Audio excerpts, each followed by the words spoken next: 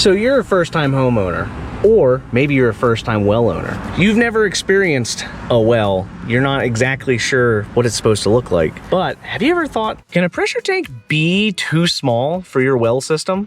I don't mean like as in volume of discharge. I mean in physical size. Can it be too small?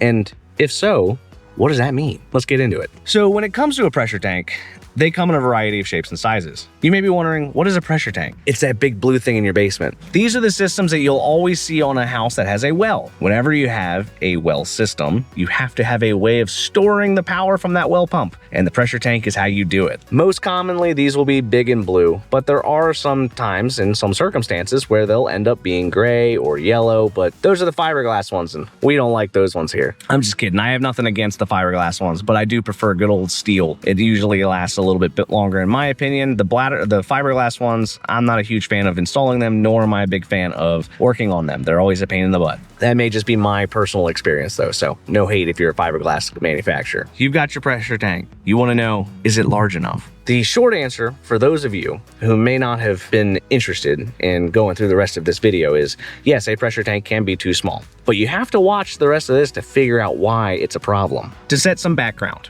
what is a pressure tank? It is a device that stores the energy like we just discussed a second ago.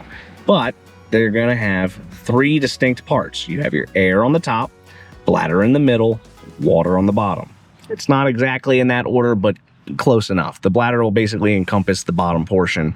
It's just gonna be the separating layer between the air and the water. Very important that you have a separation. Why is it important that there's a separation, you might be asking? Have you ever had your house lose power? Yeah, well, all of us have at some point. The problem with having no separation between the water and the air is if you lose power or if you drain the tank for whatever reason, guess what? You lose all your air pressure. Now you're gonna run into some pressure issues in the home. Nobody wants pressure issues in the house. The old school water systems would have what's called a glass-lined pressure tank. You'll still see them from time to time, and sometimes you'll see them for different applications, but for residential well systems, nobody's using a glass-lined tank anymore.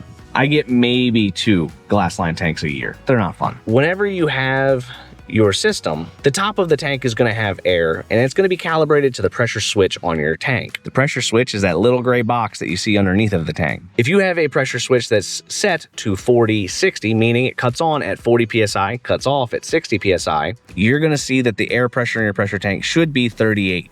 Over time, that pressure will drop in the system. Usually it ends up being about a PSI per year, give or take. If you let the air pressure get too low, that overinflates the bladder, which means it could rupture. And a ruptured bladder causes problems. Let's talk a little bit about the function and purpose of a pressure tank, because you want to know, what are they for? The primary focus, as I've discussed a second ago, is to store the power and the force from the well pump to distribute into the home. When the pump kicks on at 40 psi, it's going to push all that water from the well into the house. And it will continue to push until it compresses the air in the top of that pressure tank to 60 psi, at which point it will stop pushing water. This is denoted by the click sound that you hear on the pressure switch. An auxiliary function of the pressure tank is to give the pump time to run. What burns up a well pump is not necessarily running it consistently. Pumps love to run. It's the start-stop. So if you have that pump starting and stopping too quickly, it puts undue stress on the system. All of the manufacturers that I know of want to have at least a 60-second runtime for when that pump kicks on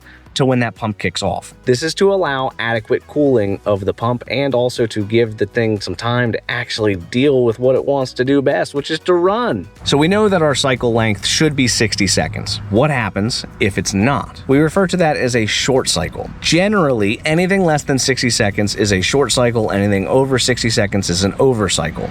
You'll see some people put larger pressure tanks in so that way they're not running the pump as frequently. Does that really make a benefit? I would argue it's debatable. I've not seen enough of a good example or a study to prove to me that it actually makes a difference. Anecdotally, I would say that it really doesn't matter, but you gotta hit that 60-second mark. Running it short is where we run into more of our problems. With these pressure tanks, sometimes you can have the bladder rupture. That's where the bladder is no longer intact and you're actually getting the mixing of the water and the air together, just like those glass-lined tanks used to be. With a short cycle, it's putting excessive stress on the pump pump itself. I usually start getting more fussy once we get below 30 seconds because there are some times that you can't help but put a small tank in and it causes a short cycle. Generally, a short cycle will be noticed by the homeowner with a pulsation of the water.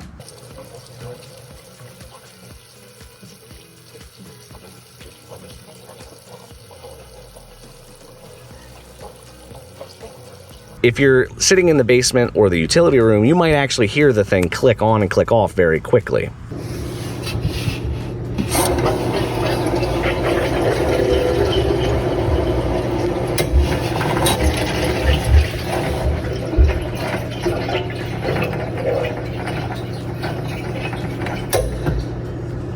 Most homeowners don't hang out in their basements, at least near their pressure tank. The most common size pressure tank that you'll see is going to be a 33-gallon tank, plus or minus 1 gallon, depending on the brand that you go with, because they're not all the same, which is really annoying, but they're roughly a 33-gallon tank.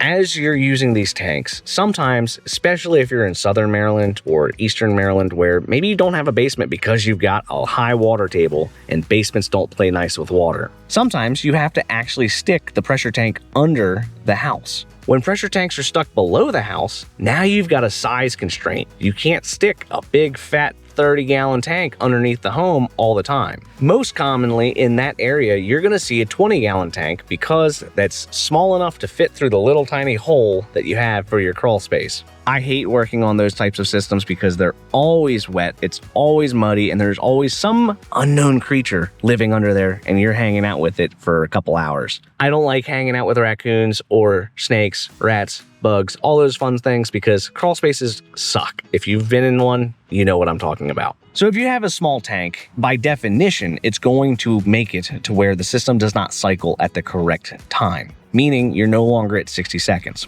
With short tanks, there's not really much you can do to prevent this. It just kind of is what it is. The problem is if you have these small tanks in these little areas underneath the house, you just kind of have to accept that you will be replacing the pressure tank a little bit more frequently because there's only so much you can do, unless you lose one of your closets upstairs, but most homeowners don't do that. To appropriately size your pressure tank, you need 2 pieces of information in order to make an informed decision. The first piece of information that you need is going to be what is your discharge rate of the pump that's currently in the well at a normal basic day. Is it 10 gallons a minute? Is it 8 gallons a minute?